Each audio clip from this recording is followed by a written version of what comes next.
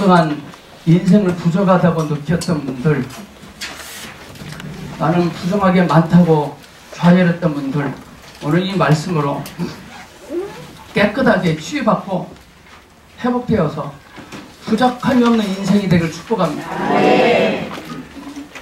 하나님 우리에게 부족함이 없는 하나님이시다. 하나님의 약속이에요. 제 말이 아닙니다. 신명기 9장 29절까지입니다. 시작!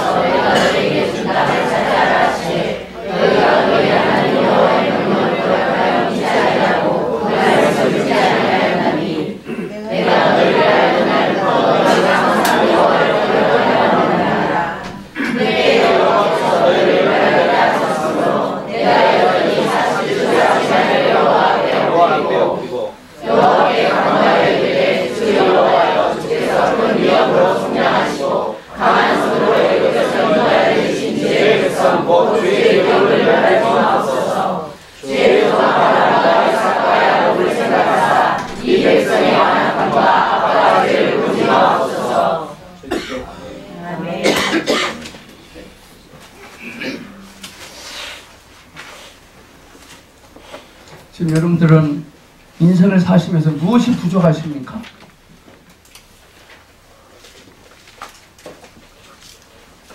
정말 무엇이 부족하십니까? 건강이 부족하십니까? 실력이 부족하십니까? 행복이 부족하십니까? 인정받음이 부족하십니까? 먹고 사는 것이 부족하십니까?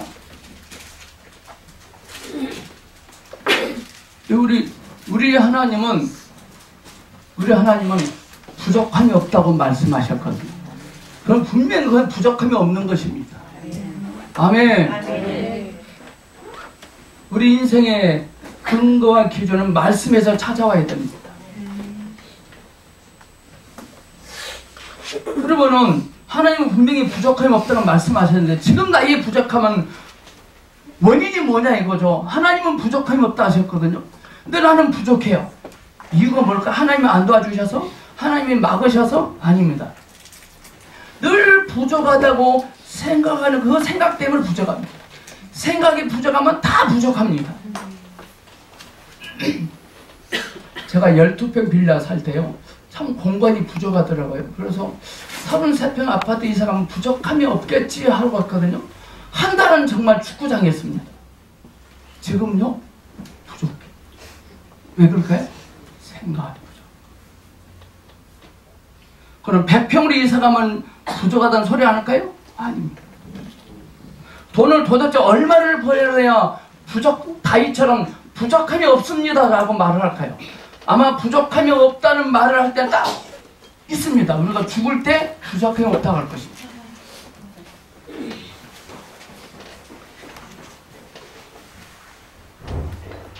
인생은 부족함이 없습니다. 왜? 하나님의 약속입니다. 신명기서를 쭉 읽어보시면 특별히 9장에 와서 보면 모세가 이스라엘 백성들이 가나안 땅을 얻게 된 것이 저들에게 주어진 보상이나 상이 아니라는 것입니다.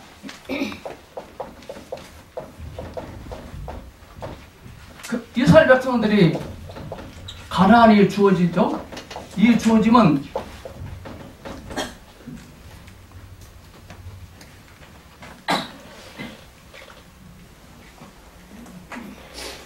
그들에게 주어진 보상으로서 상급으로서가 아닙니다. 상급으로가 아닙니다. 우리 자꾸 뭘 딱 되면 내가 기도했더니 금식 기도했더니 헌금을 좀 많이 했더니 교회를 한 번도 안 빠졌더니 성경을 일독했더니 이제 모세는 신명기서를 통해서 이스라엘 백성들이 가나안 땅을 얻게 된 것이 저들에게 주어지는 보상이나 상급이 아니라는 것을 가르쳐주는 대목이 나오거든요. 이스라엘은 다른 민족보다 우수하거나 어렵거나 능력이 많아서 그 보상으로 가나안 땅을 얻은 것이 아니다라는 것입니다.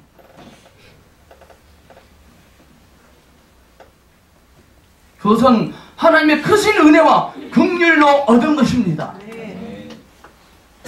우리 하나님께서 주신 그걸 가지고 폼 잡으면 안 됩니다.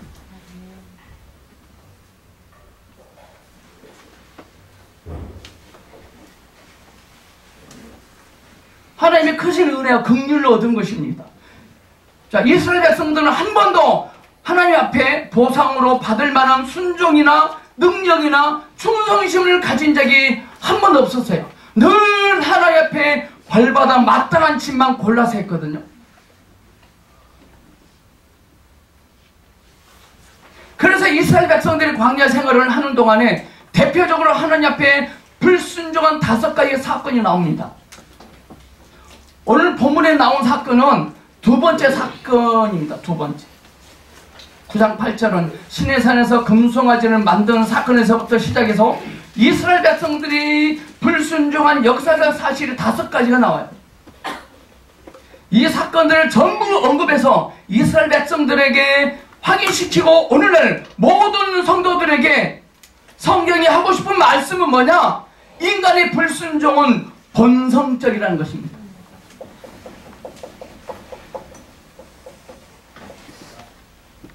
철야를 하는 사람이나 금식을 한 사람이나 금식기도 안 한 사람이나 본성적이다는 거예요. 인간이 태어나면서 배운 것은 딱 3가지입니다. 하나는 배신, 하나는 완악함, 마지막 3번째는 부패. 그래서 유명한 신학자 칼빈은 인간이 어떤 존재인가 할 때 전적으로 타락했고 무능하다고 말했습니다. 전적 타락입니다. 물론 그렇게 믿지 않는 교파도 있습니다. 칼빈의 전적 타락을 무시하는 교파도 있습니다. 그래도 좀 인간이 나은 구석이 있지 않는가 라고 하는 학파들도 있습니다. 또 오늘 이 시간 저와 여러분이 남의 이야기 할 것 없이 이스라엘의 역사를 보거나 우리 자신의 개인적인 삶을 돌아보면 인간은 참으로 죄악되고 희망이 없다는 것을 누구나 공감합니다. 제가 본질을 인식하고 본질을 추구하고 본질을 토대에 사회를 하고 있다는 저 자신부터 저는 안 그럴 줄 알았거든요. 다분히 기질이 있더라고요. 라면 작다면 배 아프고. 지난번요 여기 오셔서 사역했던 어떤 목사님한테 카톡이 왔어요. 캐나다에 집회 간대요. 히타가 막 올라와요. 저보다 먼저 회의 집회에 나가는 거예요. 그 사건이 있기 전에 저는 몰랐어요. 엄청 창피했어요. 제가 그 목사님한테 답을 했을까요? 안 했을까요? 안 했어요. 저 자신. 여러분 어떻습니까?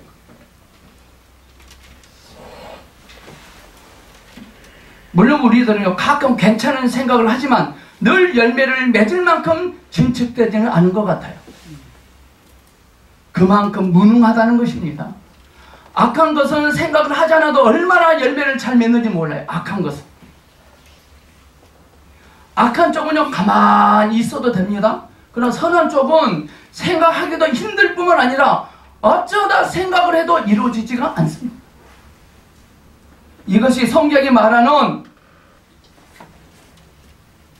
이것을 알아야 예수 그리스도의 십자가가 우리에게 은혜가 되는 것입니다. 이것을 알아야 예수 그리스도의 십자가가 은혜가 되는 거예요. 내가 얼마나 무능하고 연약한 존재임을 깨달아야 주님의 십자가가 알아져요. 신명기 9장 7절에 보면 너는 광야에서 내 하나님 여호와를 경노하게 하던 일을 잊지 말고 기억하라 그랬습니다. 내가 애굽 땅에서 나온 날부터 이곳에 이르기까지 늘 여호와를 거역하였으되 라고 강조하거든요. 이게 우리의 모습이더라고요. 그래서 그들은 시내산에서 디베라에서, 그 다음에 마사에서, 기브로 하타와에서, 가데스 바나에서 사건을 터뜨립니다. 구체적인 이 5가지 사건의 초점이 뭐냐? 늘 여호와를 거역했다는 것입니다. 오늘 24절에도 나옵니다. 내가 너희를 알던 날부터 너희가 항상 여호와를 거역하여 왔느니라. 그럼 우리는 이런 생각을 해요. 하나님을 거역합니다. 늘. 그럼 못하게 어떻게 해야 되잖아요. 못하게 해야 됩니다. 네, 여러분들 봐보세요. 못하게 해서 못한 것은 못한 것이 아니라 안 한 겁니다. 우리는 못하게 해주기를 기다려. 자, 주일날 교회 와서 예배드림이 직입니다. 근데 살아서 놀러 가고 싶습니다. 기도합니다. 뜻이 아니면 다리를 부러뜨리시든지 버스를 오지 않게 하시옵소서. 근데 버스를 옵니다. 다리는 안 부러집니다. 늘 이런 식입니다.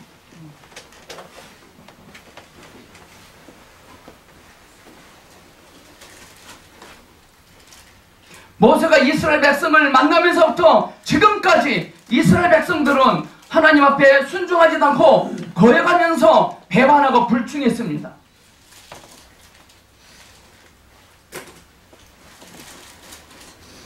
시내산에서 사건은 뭐냐면요, 이스라엘 백성들이 출애굽에서 맨 처음 당도하여 하나님 앞에 모세가 율법을 받으러 올라갔습니다.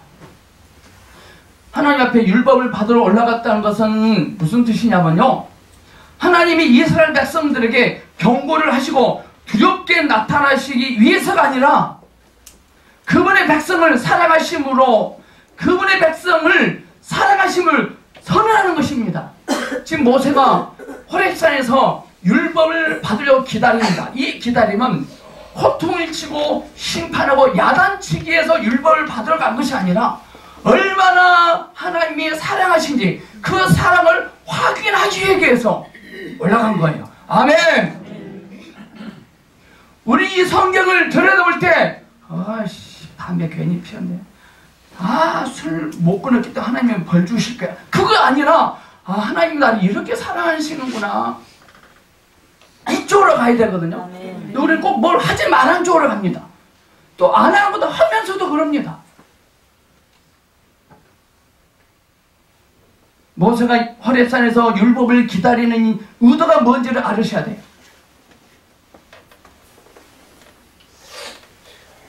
그분의 백성을 사랑하심을 선언하는 거예요.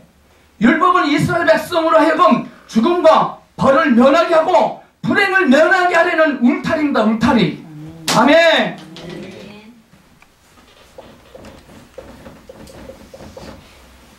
성경 66권은 울타리입니다. 울타리.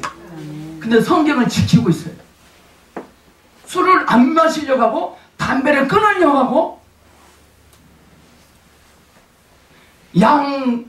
양무리를 지키는 것은 양우리가 지킵니다. 양우리. 요한복음 10장. 율법은 양우리입니다. 양무리를 보호합니다. 율법은 양우리입니다. 우리 주 예수님은 우리의 양우리이십니다. 아멘. 아멘.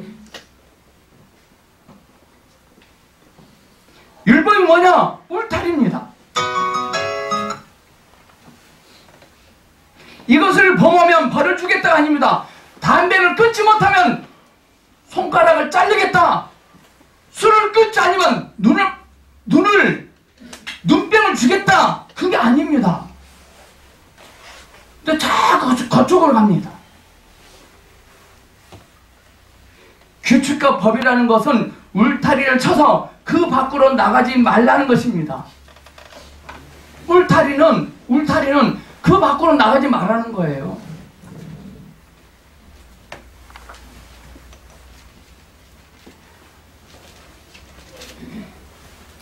벗어나면 손해본다는 거예요. 아파트 옥상이 이제 펜스를 해놨잖아요. 펜스. 난간에 기대지 말라는 것은 난간을 기대서 떨어지면 어떻게 되는 겁니까? 손해보잖아요.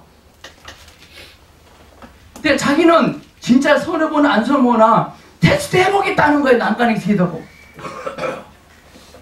그 굳이 그러시겠다면 그렇게 하라고 해야지 뭐.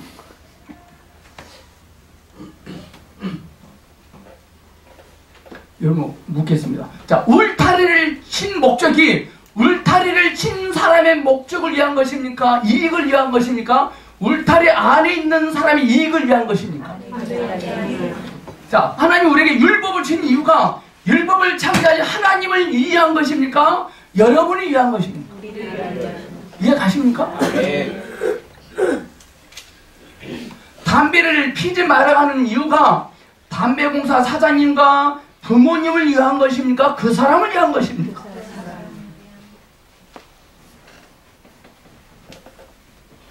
울타리를 친 사람의 이익을 위해서가 아니라 그 울타리 안에 보호해야 될 대상을 위하여 치는 것입니다. 하나님이 이스라엘 백성을 사랑하셔서 울타리를 쳐주시는 그 시간에 울타리 안에 있어야 될 백성들은 우상을 섬기고 있었어요. 아파트 난간에 펜스를 치는 공사를 하는데 우리 염정자매님이 그래도 나는 테스트 해보가 울타리 펜스를 붙잡고 기대고 떨어질까 말까 하고 있다는 것입니다. 우리는 꼭 울타리 펜스에 붙잡고 하면 아파트 떨어져 봐야 아하 난간에 기대면 안 되는구나를 깨달습니다. 이스라엘 백성도 우상을 섬기고 있었어요.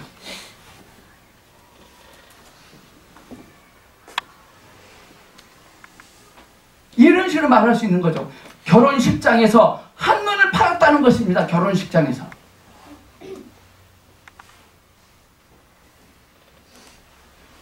이 12절에 나오는 디베랴 사건은요, 민수기 11장에 나오는 사건으로 저들의 인생 행로의 고달픔으로 인해서 하나님을 원망하는 사건입니다. 우리의 모습이라 인생의 고달프면 원망합니다. 그 다음에 나오는 마사 사건이죠. 만나 사건이 마사 물 사건입니다. 물이 없어서 원망하는 사건이 납니다.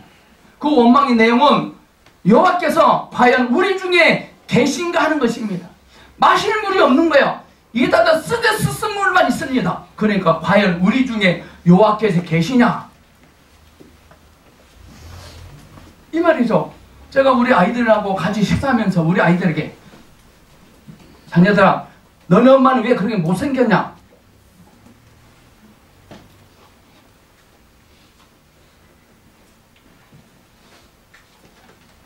그 말을 듣고 있는 아내가 또 너네 엄마는 왜 얼굴이 생기다 말았느냐?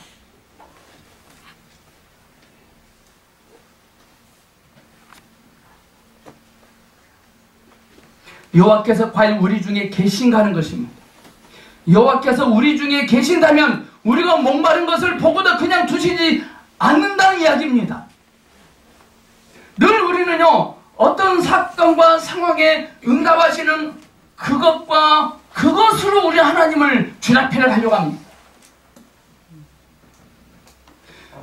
우리가 잘 되고 안 되고 관계없이 주님은 여전히 우리의 하나님이십니다. 아멘.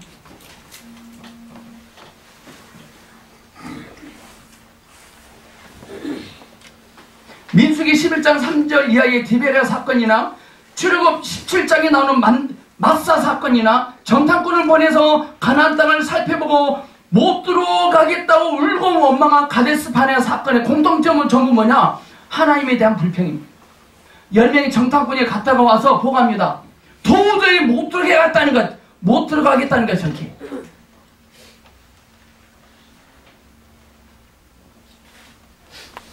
그것은 하나님이 정말 내 처지를 알고 계시고 내 편이신가 하는 원망입니다. 과연 하나님이 내 처지를 알고 계실까? 과연 하나님이 내 편이신가? 원인이 뭔지 아세요? 예수 처음 믿을 때 자발성으로 오지 않을 거예요. 교회를 다녀보거든. 교회를 다녀야 되는데 교회를 다녀줘 버릴 거예요. 누가 가자니까 오는 거예요. 여러분들이 자발성으로 탕자처럼 스스로 돌이키는 마음이 없이 성경을 들여다보면 결과는 똑같습니다. 지금 하는 말 보세요. 하나님이 정말 내 처지를 알고 계실까? 하나님이 내 편이실까? 지금 신명기를 통해서 성경이 우리에게 말씀하시는 것은 하나님께서는 한 번도 이스라엘 백성들에게 부족한 적이 없으셨다는 것을 40년 광야 생활을 배경에 깔고 이야기를 꺼내고 있는 겁니다. 하나님은 이스라엘 백성들 광야 40년 생활 내내 부족함이 없게 하셨다는 베이스를 깔고 이야기를 하고 있는 거예요. 여러분들 지금까지 잘 생각해 보세요. 여기까지 올 때 하나님 여러분들 정말 부족함이 있게 하셨습니까? 부족함이 없게 하셨습니까? 없게 해주셨어요. 저는 개인적으로 부족함이 없게 하셨더라고요.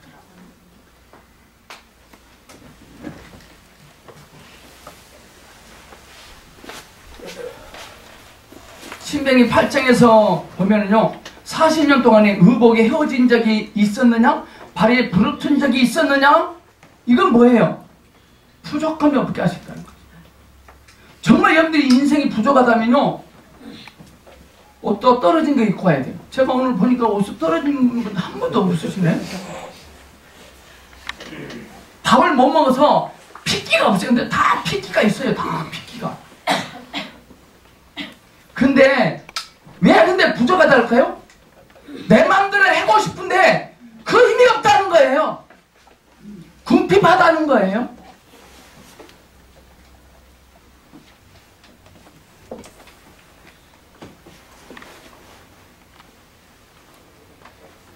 하나님이 언제 너희에게 안 될 것을 하라고 하신 적이 있느냐는 것입니다.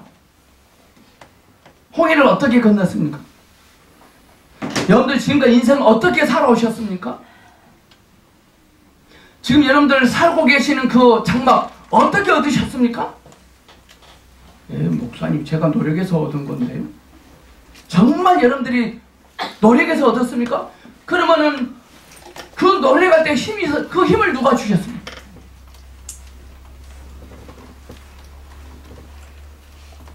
홍해를 어떻게 건넜습니까? 너희는 가만히 서서 오늘날 여호와께서 너희를 위하여 싸우는 싸움을 구경이나 하라는 것입니다.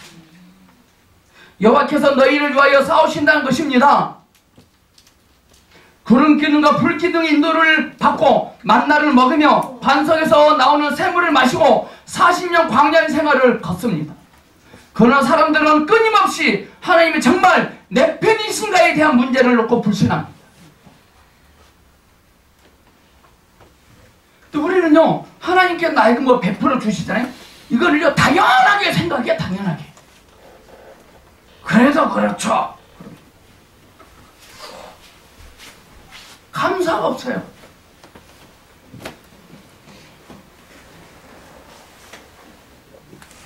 이제는 하나님이 많이 역사하셨음에도 불구하고 지금 오늘날 우리의 문제는 그겁니다. 우리 문제는 하나님이 안 도와주시는 것이 문제가 아니라 이제는 하나님의 역사하심을 알지 못하는 게 문제입니다.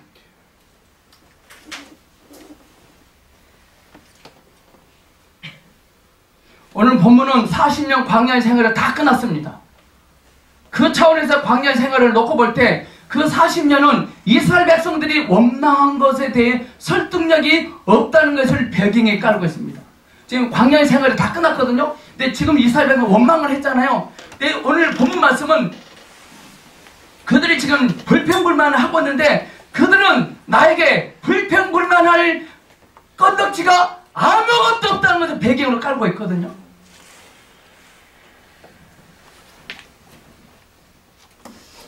설득력이 없는 거예요.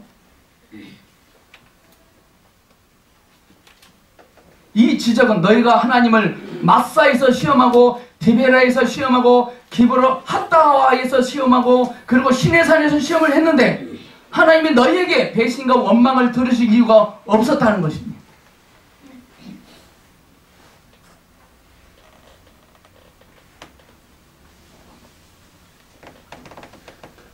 지금 신명기는 단순하게 이스라엘 백성은 하나님 말씀을 안 듣는 족속이구나가 아니라 이스라엘 백성은 하나님이 늘 자기네들의 인생에 부족했었다는 것입니다. 그런데 40년을 살아놓고 보니까 하나님은 한 번도 부족하시지 않았다는 것이 지금 증명된 차원에서 지적입니다. 이래도 여러분들 부족하다 하실 겁니까? 그래도 저는 이것이 부족해요. 그러실 겁니까? 광야 40년 생활에 발이 부들치지 않았고 옷이 헤어지지 않았고 먹을 것이 부족한 적이 없었습니다. 그럼 다음 40년 동안 이스라엘 백성은 늘 원망했는 것이 신명기나 성경 전체가 주장하는 것입니다. 이게 우리 인생인 것 같아요.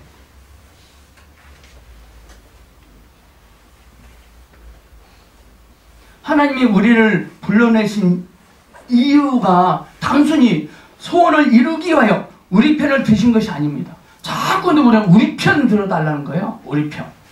하나님은 네 편, 내 편은 우리 편입니다. 절대 하나님을 편 만들지 마세요.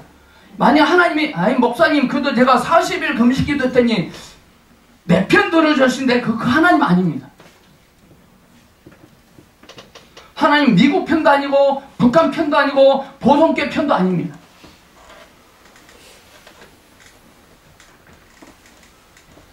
하나님이 우리 편을 드시는 것은 우리를 종되었던 애굽에서 하나님의 약속하신 거룩한 땅에 살게 하시려는 것입니다.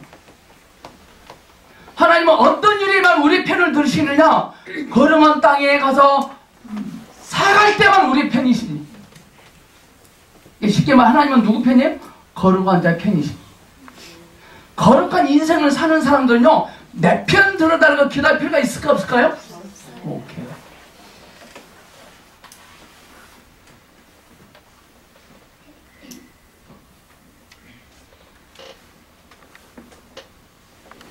하나님이 약속하신 거룩한 땅에 살게 하시려는 거예요.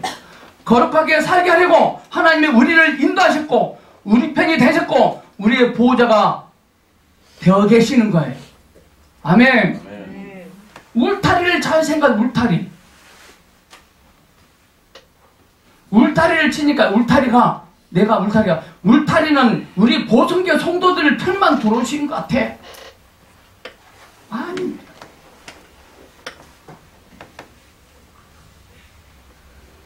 하나님은 내가 하고 싶은 것을 다 이루어주는 마음으로 와 계시지 않습니다. 근데 지금 이스라엘 백성들은 마음으로 계셔야 되는데 안 계시거든요.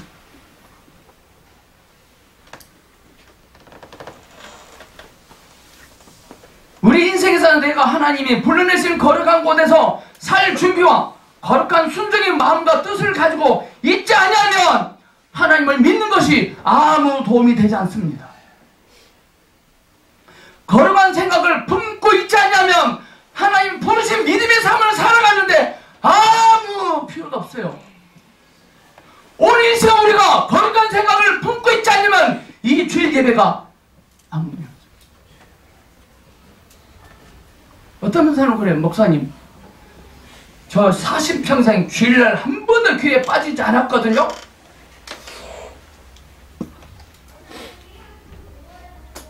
꿈이 없습니다. 주님의 부르심의 소망이 무엇인지 알지 못한 겁니다. 세상적인 차원에서 욕심과 소원을 끊지 않으면 예수를 믿는 것이 도무지 유익이 없습니다. 예수를 믿는다고 사업이 잘 되는 것도 아닙니다. 병이 낫는 것도 아닙니다. 여러분이 소원하는 일들이 잘 되지도 않습니다. 기도를 오래 해서 되는 것도 아닙니다. 소리를 질러서 되는 것도 아닙니다. 울어서 되는 것도 아닙니다. 무슨 짓을 해서 되는 문제가 아닙니다. 예를 내가 무슨 짓을 했는데 됐다? 그거 하나님 아닙니다. 하나님은 무슨 짓이 필요 없습니다. 아멘! 아멘. 홍해를 어떻게 건넜습니까? 너희는 가만히 서서 여호와의 행하심을 보라 그랬습니다. 그러니까 오늘 이 시간 예배 때 주의 말씀을 나에게 적용하고 깨달아야 돼요. 부딪혀야 돼요.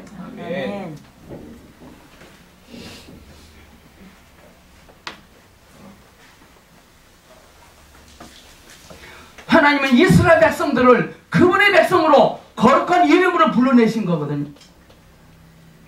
27절 볼까요? 27절. 27절 있나요? 오케이, 시작. 주의 종 아브라함과 이삭과 야곱을 생각하사 이 백성이 완악함과 악과 죄를 보지 마옵소서. 굉장히 중요합니다. 하나님이 아브라함과 이삭과 야곱에게 하신 맹세인 것입니다. 나는 그들의 하나님이 되고 그들은 내 백성입니다. 우리는 하나님의 백성이요, 하나님은 우리의 하나님이 되실 것입니다. 되게 달라고 하지 마세요. 되셨습니다. 아멘. 하나님이 저와 여러분에게 요구하시는 것은 뭐냐? 거룩입니다. 나는 거룩한 하나님이니 너희도 거룩한 백성이 되라는 거예요. 이 초점을 떠나면 하나님과 우리 사이는 계속적인 뭐만 있는지 아세요? 충돌이 있어요.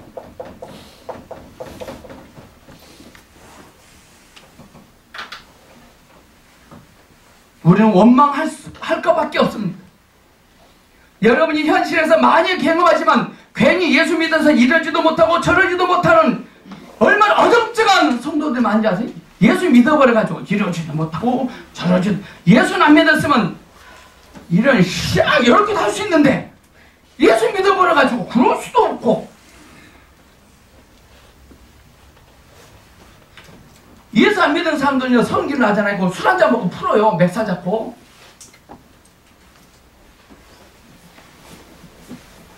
어정쩡한 당깁니다. 어정쩡.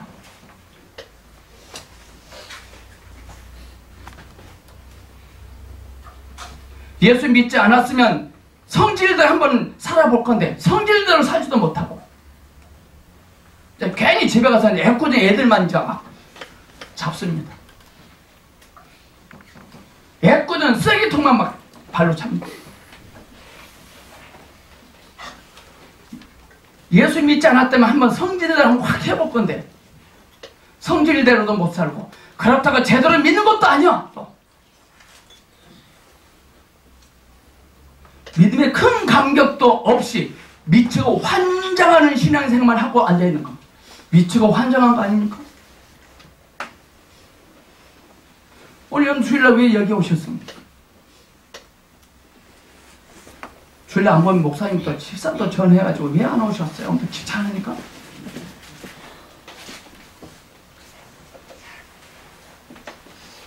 어정쩡한 단계, 이게 제일 못난 것입니다. 물론 안 믿는 것보다 낫겠죠? 안 믿는 것보다.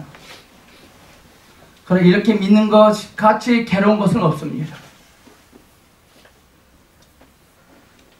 하나님은 저와 여러분을요 지고 망하는 데서 부르셨지만 그러나 이기고 승리하시겠답니다. 네. 지고 망하는 자리에서 우리를 부르셔서 이기고 승리하게 하신답니다. 네. 여러분 이제 하나님으로 하여금 일하실 수 있도록 좀 내어드립시다. 네. 까불지 말고. 네.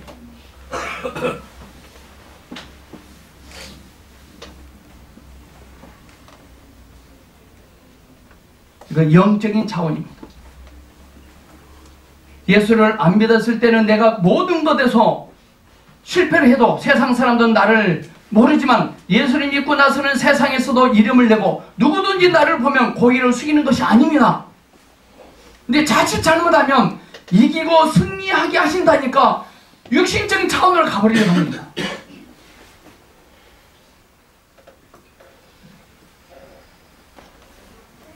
보성교 오셔서 본질 인식하고 음성 듣고 좋은 아파트로 사서 이사가 하니까 그 이기고 승리한 삶입니까? 청라직으로 이사가면 승리한 삶입니까? 그러면 9월 사동이 있으면 아직 승리한 거 아닙니까? 우리 예수 믿는 것을 세상적으로 꼬가지 맙시다.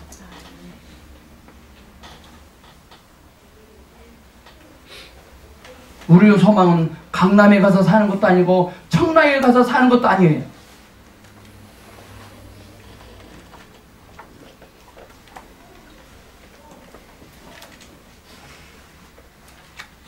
민수기 11장 4절 6절 억제기 민수기 그들 중에 섞여 사는 다른 인종들이 탐욕을 품매 이스라엘 자손도 다시 울며 이르되 누가 우리에게 고기를 주어 먹게 하랴. 우리가 애굽에 있을 때는 값없이 생선과 오이와 참외와 부추와 파와 마늘들을 먹은 것이 생각나거늘 이제는 우리의 기력이 다하여 이 만나 외에는 보이는 것이 아무것도 없도다. 예수를 믿으면 이런 이야기를 하는 사람도 있는 것 같아요. 예수 믿는다는 것이 늘 정직하고 거룩하고 성경 보고 기도하고 찬송만 하다가 시간이 남으면 잠자는 아주 재미없는 것으로 압니다. 아닙니다. 하나님은요, 인간을 인격적으로 만드셨거든요. 그래서 지정의가 있고 감정이 있습니다. 감정을 하나님이 만드셨다는 것은 감정적 차원에서 기쁨과 환희를 하나님이 만드신 것입니다. 그래서 하나님이 인간에 대해서 분노하시고 후회하시고 안타까워하시는 감정적 표현이 나온 것을 알아야 합니다.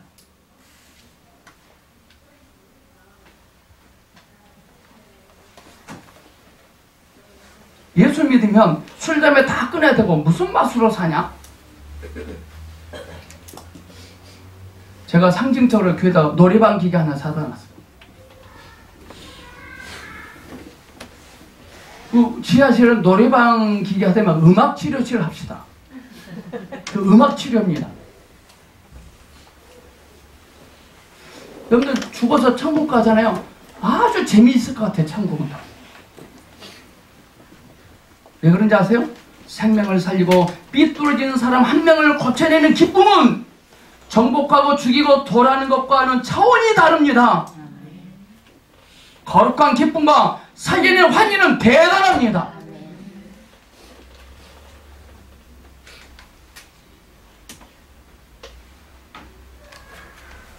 그래서 저와 여러분이 신자가 되어서 달라지는 것은 남의 것을 빼앗고 시체 위에 올라서 자랑이 아니라 내가 죽어 씨를 심어서 열매 맺는 기쁨인 것입니다. 농부는 곡간에서 씨감자를 가져와서 밭에다 심고 빈손으로 돌아가는 그 농부의 감격, 환희, 주일 예배를 마치고 집에 돌아가는 그 상태가 그게 돼야 됩니다. 풀이 확 누가 버스 좀 안 태워주나?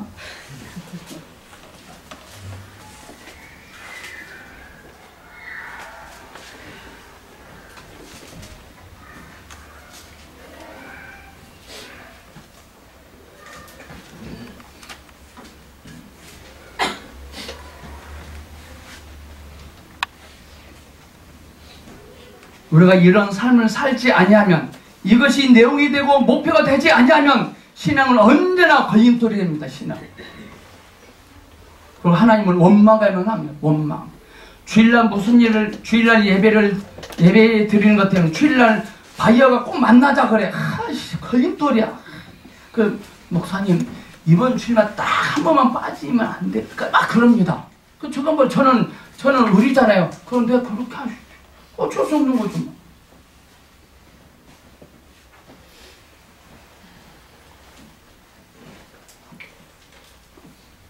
부드럽게 좋게 한마디 하겠습니다. 주일날 생명에 지장이 없는 날,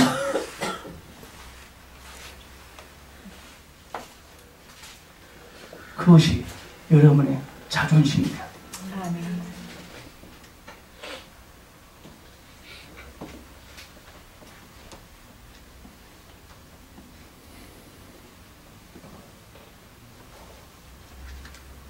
젖과 꿀이 흐르는 가나안 땅을 앞에 놓고 자기네들이 짓지 않은 집을 준비해 놓고 자기네들이 심지 않은 먹을 것을 준비해 놓은 땅을 앞에 놓고 원망하고 있는 겁니다. 지금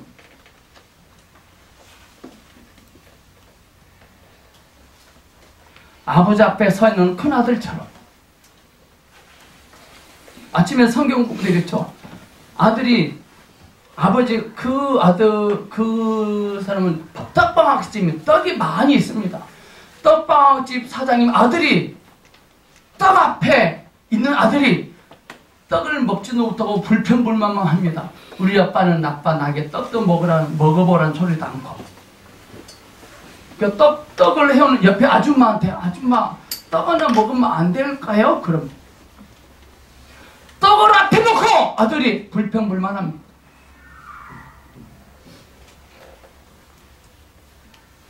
젖과 꿀이 흐르는 땅을 얻어 내 나라로 삼아 거기 원주민을 몰아내고 하나님의 백성된 모든 특권을 누리며 하나님의 백성된 책임을 수행하려고 하시는데 계속 뭐예요? 마실 것이 없다는 것입니다.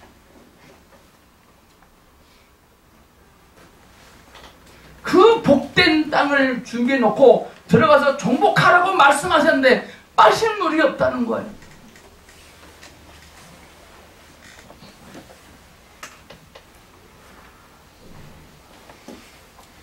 저와 여러분은 젖과 꿀이 흐르는 땅에 있는 자입니다. 아멘. 무엇이든지 구하려고 하시지만 너희가 받지 못하면 구하지 않은 탓이라고 말합니다. 구해도 받지 못한 것은 욕심을 따라 하나님이 주기 싫어하신 것을 달라고 하는 것입니다. 왜 우리가 받지 못한지 아세요? 하나님이 주시기 싫어하는 것을 달라고 하거든요. 자꾸 내 원수가 지금 비행기 타고 미국 가고 있거든요. 비행기 떨어지게 달라고 기도하니 그거 되겠어요?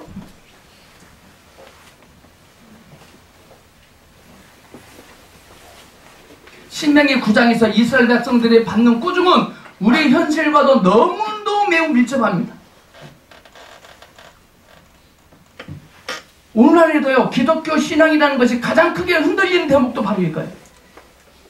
신앙이 뭐냐? 신앙은 하나님의 자녀가 되는 것입니다. 거룩해지는 것입니다. 하나님을 따라 사는 것입니다. 젖과 꿀이 흐르는 삶을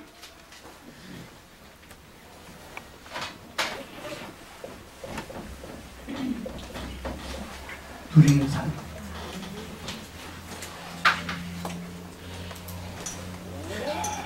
자녀가 되는 것, 거룩해지는 것, 하나님을 따라 사는 것, 누리는 삶입니다.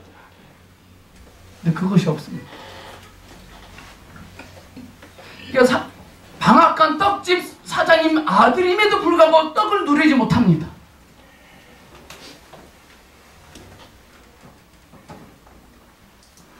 떡을 누리지 못한 이유가 아빠가 못 먹게 해서 그럴까요?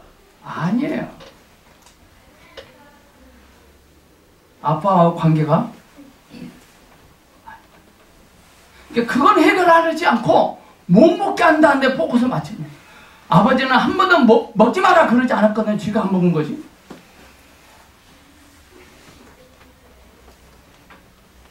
세상과 별 차이가 없다는 것이 어느 시대나 기독교라는 신앙에 처하는 가장 큰 위기입니다. 개인적으로나 교회적으로나 시대적으로 다 그렇습니다. 우리 여기서 이기셔야 됩니다. 무엇이 있어야 이기는 것이 아닙니다. 우리 이미 이긴 자입니다. 네. 누누이 강조하잖아요.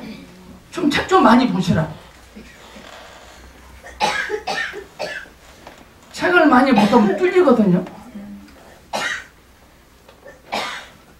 아버지와의 관계를 친밀해지면 떡을 먹을 수 있거든요.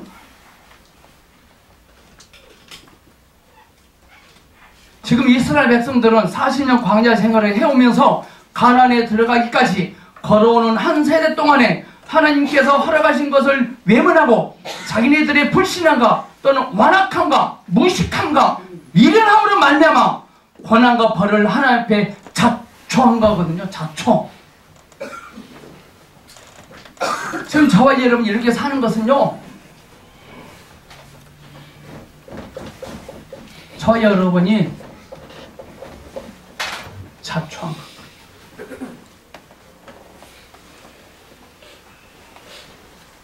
그럼에도 불구하고 하나님은 이 백성을 멸하지 않았다는 것입니다. 아멘. 이것이 바로 모세 이야기입니다. 다른 건 다 그만두고라도요, 40년 광야 생활을 놓고 볼 때 누가 틀린 겁니까? 이스라엘 백성들이 틀린 겁니다.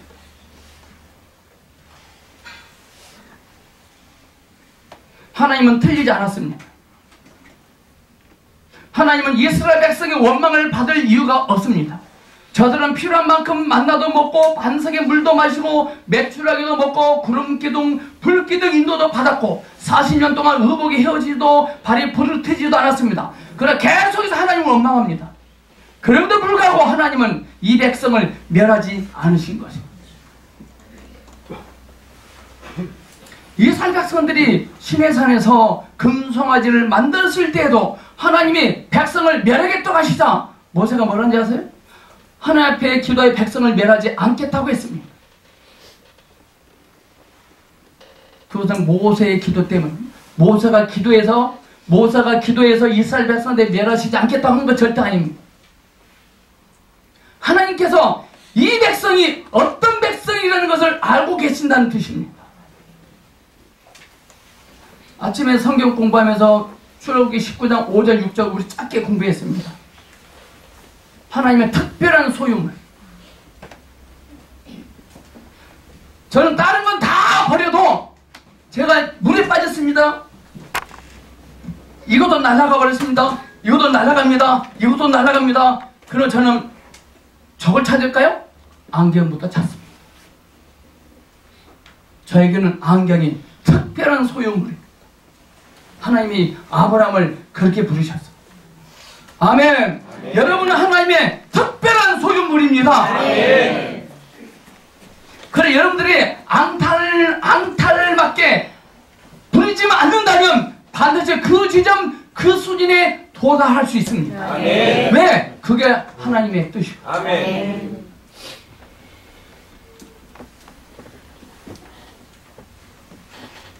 하나님이 이스라엘 백성을 멸하겠다고 하신 것은 이스라엘 백성은 멸망받아 마땅한 족속이라는 거예요.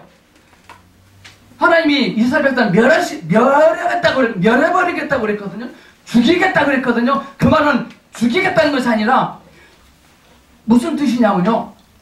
이스라엘 백성들은 멸망을 받아 마땅한 족속이라는 거예요.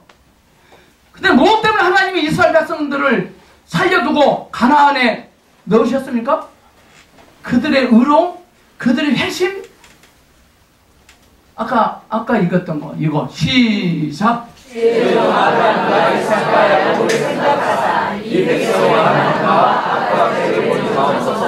아멘. 좋아요. 이스라엘 백성들이 멸망받지 않는 이유가 여기 있어요. 모세가 기도해서 아닙니다. 이겁니다. 약속. 생각하사 보지 않으셨대. 그러면 묻겠습니다. 그럼 여러분들 어떤 약속이 있습니까? 하나님이 뭘 약속하셨습니까?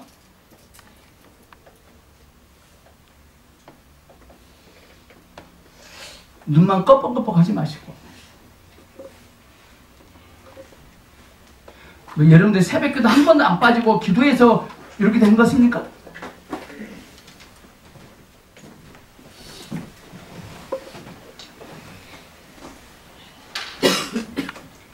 아브라함과 이삭과 야곱과의 약속 때문에 약속. 그러면 약속 있는 자는 악기가 없어도 춤을 출 수 있습니다. 아멘. 다윗처럼. 아멘. 약속이 부족하면 다 부족합니다. 약속이 있으면 부족함이 없는 겁니다. 아멘.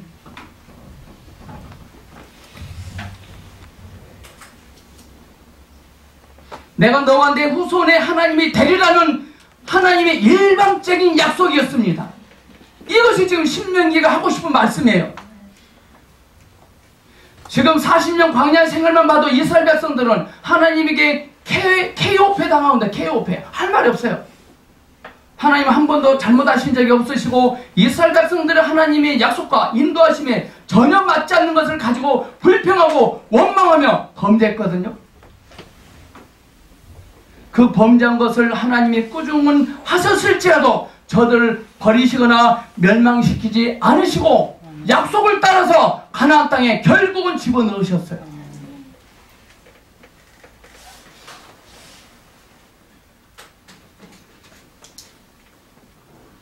하나님은 우리의 신앙생활에서 어떤 문제들에 대해서 외면하시고 답을 안 주신 것 같은 때가 참으로 많아요. 그렇죠? 여러분 지금 하나님이 답도 안 주시고 내 편도 안 들어주신 것처럼 깝깝한 문제가 무엇입니까? 참으로 많아요. 거기에다 또 목사님이 아침에 만나 인사도 했는데 목사님이 번침만 쳐 가버려. 더 서러워 보이죠? 어떤 분이 카톡으로 목사님께 어떤 인생의 문제에 대해서 답을 줬는데 답도 안 걸 씹었어. 그건 더 슬퍼. 자고로는 인간적 방법으로 답을 찾으려고 해. 그러나 그것은 우리가 생각하는 것 같이 우리를 외면하셨거나 관심을 갖지 않으시거나 능력이 없어서가 아닙니다. 하나님은 우리의 모든 필요한 일에 해답이시고 보호자이시고 우리에게 필요한 것을 우리보다 먼저 알고 계십니다. 아멘. 가장 좋은 길로 우리를 인도하십니다. 아멘. 잘 아셔야 돼요. 하나님은 우리에게 어떤 해답을 주시고 어떤 피난처를 주시고 어떤 모범 답안을 주시는 분이 아니라 하나님이 우리의 해답이시고 하나님이 우리의 피난처시고 하나님이 우리의 답이세요. 아멘. 우리 이스라엘 여러분들이 말씀을 듣고 뭔가 확 왔어. 그 주님인 거예요. 이거 왜 그렇습니까 지금? 우리는 오늘 이 시간 이 자리를 가장 없으면 무시합니다.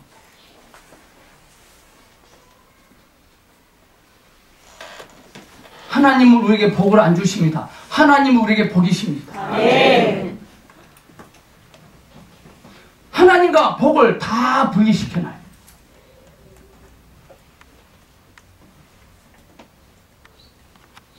우리는 이 사실을 알고 믿어야 되거든요. 아멘. 부모가 자식에게 좋은 것으로 주는 것이 당연하듯이 그 이상으로 하나님은 우리의 편이에요. 아멘. 근데 우리는 가끔 이럽니다. 하나님 왜 이러세요? 아, 왜 이러신다니까? 왜 그러세요? 왜 나만 갖고 그러세요? 아, 기도하면 되잖아요. 우리는 가끔 하나님 왜 이러실까? 라는 생각을 합니다. 그 문제에 하나님이 이미 간섭하셨기 때문에 그렇습니다. 하나님 왜 이러실까? 하나님이 간섭하신 것입니다. 손을 대신 것입니다. 지금 제가 보니까요, 하나님이 다 손대고 계시만 하나님 지금 손을 다 대고 계셔죠.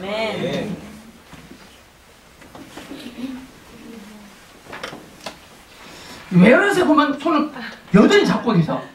아, 주님이 오셨군요. 아, 네, 알겠습니다. 하면 손 띄면 바로 돼. 여러분이 고통을 당하는 것 때문에 하나님의 손을 안 댔다고 하는 것은 잘못 생각하는 것입니다. 내가 고통을 당하고 있으면요, 하나님 손을 안 댔다고 생각해. 고통을 당하는 것도 축복입니다. 다니엘이 사자굴 속에 들어간 것 축복입니다. 그 고통이 여러분에게 필요하고 그 기다림이 여러분에게 필요합니다. 시련과 갈등과 눈물이 여러분에게 최선의 과정이기 때문에 하나님이 그 길을 요구하신 줄 알아야 됩니다.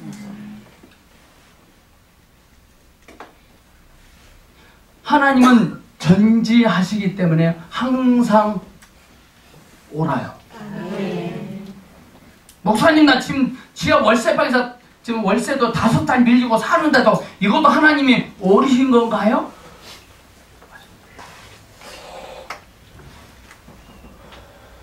하나님이 인도하시고 허락하시는 길은 무엇이든지 옳고 최선입니다.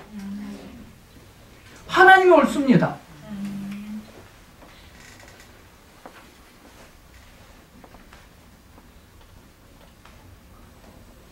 이스라엘 백성들의 광야 생활에서 불순종에도 불구하고 가나안 땅에 넣으시는 하나님을 보면 또 항복하고 우리 같은 것들을 위하여 아들이신 예수 그리스도를 십자가에 못 박으시는 일에서 우리는 항복해야 됩니다. 그 이상 무슨 증거가 더 필요할까요? 맨날 원망 불평하고 짜증내는 우리를 위해서 주 예수 그리스도의 십자가에 못 박혀버립니다. 그 죽으심에 대한 감격이 있어야 돼요. 이스라엘 백성들 집어넣으시잖아요. 가나안에 들어가는 것이 그들의 한 행위에 대한 보상과 상급으로 들어간 거 아니에요. 하나님의 약속이에요.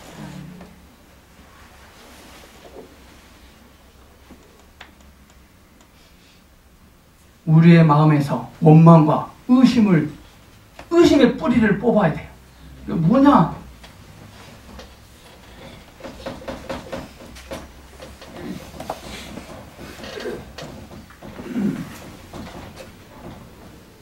옆사람에게 제가 당신을 그동안 못마땅하게 여긴 거 사과드립니다. 시작! 얼마나 우리는 내 주변의 사람들 못마땅하게 여겼는지.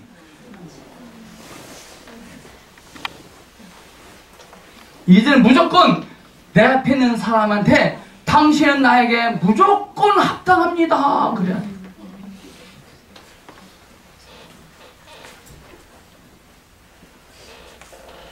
제가 염전자매 묻겠습니다. 그러면 고석의 담임 목사인 제가 우리 염전자매님에게 합당한 자입니까? 합당해야 돼.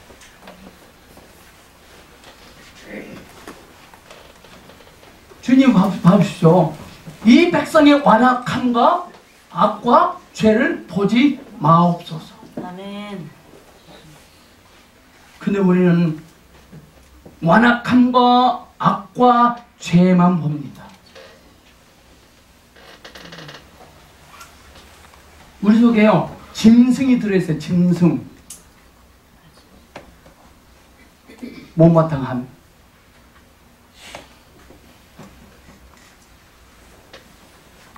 뿌리를 뽑아야 돼요. 그런 것들 이유는 거룩함으로 인도함을 받고 있는 우리의 존재를 놓쳤기 때문에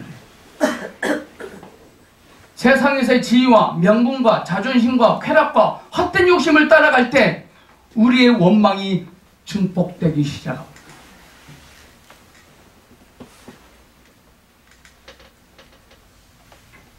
그러나 반대로 거룩함과 의와 진리와 생명으로 살려고 하면 우리에게는 늘 부요함과 응답과 기적이 있을 것입니다. 네.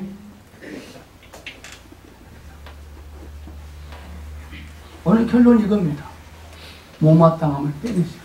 네. 목사님, 염전자매님은 목사님 설교 못하면 뺨을 한번 때려가지고 되게 아파서 그걸 못마땅했는데 그 뺨 한 대 맞은 것을 어떻게 하려고요? 나도 한번 뺨 때려야 되겠는데.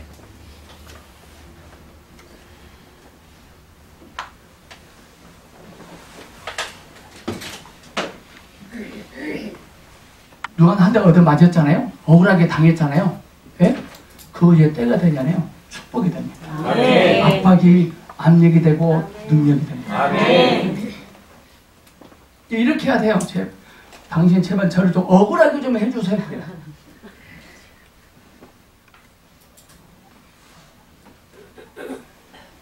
분하니까? 속이 상합니까? 막 짜증이 납니까? 주님이 계신 겁니다. 아멘. 그걸 풀어버리면 속은 편하겠지만 골병든. 기도하겠습니다.